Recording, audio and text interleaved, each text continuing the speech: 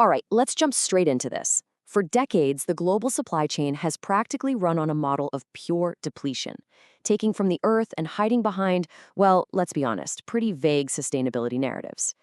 But right now, the landscape is shifting radically under our feet. Today, in this explainer, we're going to break down the definitive architecture of what's being called the regenerative cotton revolution. We are finally moving away from the old idea of just doing less harm and entering an era of active, measurable ecosystem restoration. So, get this. A shocking 40% of corporate green claims were recently found by the EU to be completely unsubstantiated. Just think about that for a second. Nearly half of those eco-friendly tags you see while shopping were essentially just marketing vibes with zero actual biological backing. The whole industry was essentially running on a trust-based model that, historically speaking, was incredibly prone to systemic inaccuracies and outright fraud. And honestly, that is exactly why the era of greenwashing is dead. Gone. With incredibly strict new EU directives rolling out, if a brand makes an environmental claim today, the burden of proof has entirely shifted onto their shoulders. They can't just report on their direct operations anymore. No, they have to prove their claims with raw, empirical, farm-level biological data, or they're going to face catastrophic regulatory penalties. So here is our quick roadmap for today. We'll hit the end of greenwashing, biology over corporate checkboxes, surviving the transition chasm, the forensic cotton revolution, and finally, the $12.4 billion future. Starting with Section 1, the end of greenwashing and moving to mandatory compliance. Traditional, paper-based auditing frameworks, they are completely obsolete now. We are moving away from a world of loose voluntary initiatives straight into the rigid, uncompromising requirements of the EU Corporate Sustainability Reporting Directive, or CSRD. You can no longer just tick a box saying certain chemicals were avoided. Brands are legally bound to provide actual outcome-based data. We're talking soil carbon levels and real biodiversity indicators. It's not a fun marketing choice anymore. It is literally a legal prerequisite just to participate in the market.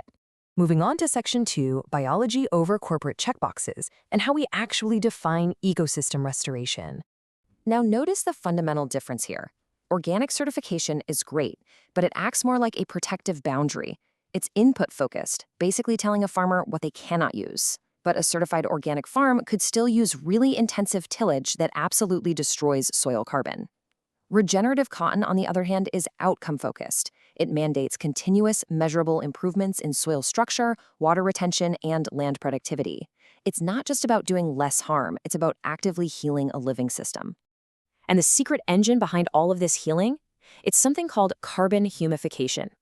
By maximizing this process and increasing soil microbial biomass by a staggering 133%, regenerative fields literally transform into high-integrity carbon sinks.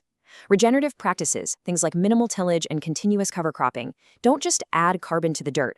They actually convert 57.3% of it into stable humic substances that stay locked away for decades, compared to just 45.6% in conventional farming. This completely alters the soil kinetics, turning the farm into a climate adaptation powerhouse that can store an incredible 20,000 gallons of water per acre for every single percent increase in organic matter. That is massive. Which brings us to Section 3, surviving the transition chasm, or what I like to call the farmer's financial reality. Reaching that biological mastery is a really dangerous tightrope for the farmer. There's a 3 to 7 year biological lag, where the soil is slowly adapting to having fewer synthetic buffers. In year 1, farmers face high upfront capital costs, anywhere from $85 to $245 per hectare, just for specialized equipment like no-till seeders. The soil takes years to mature, and it really isn't until year 7 and beyond that farmers start consistently seeing the superior yields and drought resilience that regenerative systems are so famous for. And here is the scariest part. During those first 3 years of this chasm, farmers can face a catastrophic yield drop of up to 24% while the soil structure rebuilds itself. The land is essentially going through withdrawals, unlearning its reliance on chemical fertilizers. Now, if you're a smallholder farmer operating on razor-thin margins, a 24% yield loss isn't just a bump in the road. It is flat-out bankruptcy. Because of this intense risk, standard transactional buying is dead. Brands have to provide active risk-sharing partnerships so that farmers don't go broke trying to subsidize corporate ESG goals.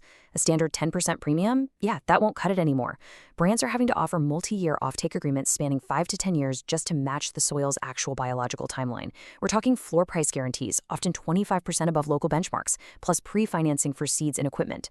Simply put, if brands want the data to survive those new EU regulations, they have to become the financial architects of the farm's recovery. All right, Section 4, the forensic cotton revolution and securing the supply chain. So once that premium cotton leaves the farm, how do you actually prove it hasn't been swapped out for cheap conventional fiber somewhere along the line? Enter the Hard Identity Preserved, or HIP model. This guarantees that verified regenerative cotton is physically separated at every single stage. Under the old mass balance models, certified cotton was just thrown into a massive pool with the conventional stuff. Not anymore. From the ginnery to the spinner to the weaving mill, that specific regenerative fiber is tracked in a closed loop, generating an unbroken digital thread for regulators. But it goes even deeper, straight into forensic isotopic fingerprinting. This scientifically verifies the exact origin of a fiber by testing the plant's ingrained chemical signature. See, as the cotton plant grows, it naturally absorbs a totally unique cocktail of isotopes from the local soil and water. Organizations have mapped these chemical profiles into a massive global database. This means a brand can take a finished t-shirt right off a retail shelf, test the physical fiber, and scientifically match it to the exact farm it was grown on. Paper audits can be forged all day long, but isotopic chemistry? No way. Because this signature is baked right into the physical material, it physically cannot be altered, and that is exactly why U.S. Customs uses it to enforce forced labor bans. Under strict laws like the Uyghur Forced Labor Prevention Act, if Customs suspects your cotton came from a restricted region, they really don't care about your PDF certificate. They test the physical isotopic fingerprint. This shifts the entire industry from a highly vulnerable trust-based model to an ironclad proof-based verification system. Finally, Section 5, the $12.4 billion future, looking at macroeconomic growth and scale. So we've got the science, and we've got the traceability. But can we scale it? Right now, the global apparel sector is facing a massive 78% supply deficit. That turns environmental stewardship into a multi-billion-dollar race for raw material survival. Major brands have committed to sourcing hundreds of thousands of metric tons of this stuff by 2030, but current certified production is sitting at just a tiny fraction of that. Bridging this huge gap is going to require an estimated $6 to $7 billion investment in infrastructure, farmer training, and expanding these programs into frontiers like East Africa and Latin America. But here is a really surprising twist. The explosive 15.6% growth in this sector, it isn't actually coming from denim and t-shirts. It's happening in the personal care and hygiene markets. Consumers are actively avoiding endocrine disruptors and products that have prolonged contact with their skin. So while we usually think of cotton in terms of fashion, the highest growth segment is actually stuff like cosmetic wipes, sanitary products, and medical textiles. In fact, an astounding 87% of natural personal care brands are already adopting regenerative cotton. It is quite literally the new gold standard for purity. Ultimately, as these biological realities and radical new legal transparencies merge, corporate ignorance is no longer a valid defense. We literally possess the forensic tools to track a single fiber back to the very dirt that grew it, and the agronomic science to ensure that dirt thrives for generations. Yes, the transition chasm is steep, but crossing it is really the only way forward. So, as we wrap up this explainer, the question we all have to ask the brands we support is this.